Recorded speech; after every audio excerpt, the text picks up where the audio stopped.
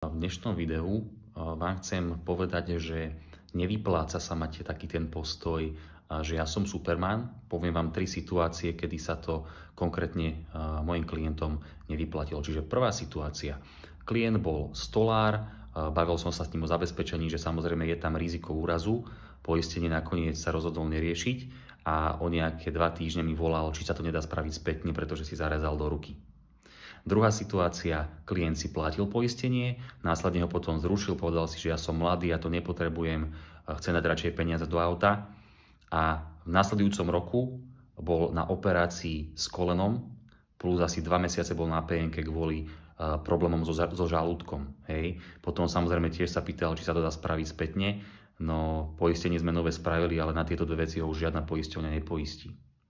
Tretia situácia, tiež klientka mala pocit, že poistenie nie je pre ňu dostatočne dôležité.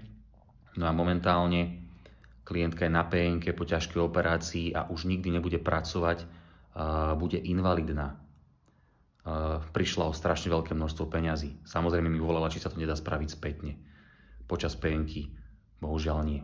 Takže treba sa zamyslieť, že je to možno 5% z mesačného príjmu, ktorý človek potrebuje obetovať na kvalitné poistenie a týchto percent, 5, možno aj viacej percent, človek minie na cigarety, na alkohol, na hlúposti, ktoré mu kvalitu života vlastne nezlepšujú. Takže postoj Supermana sa naozaj nevypláca a treba sa zamyslieť možno nad týmito príbehmi, ktoré sa reálne dejú niekoľkokrát za rok, aspoň teda našim klientom, a nás to potom veľmi mrzí, ale ste dospelí ľudia, tak si to zvážte sami, či chcete podstúpiť to riziko alebo nie.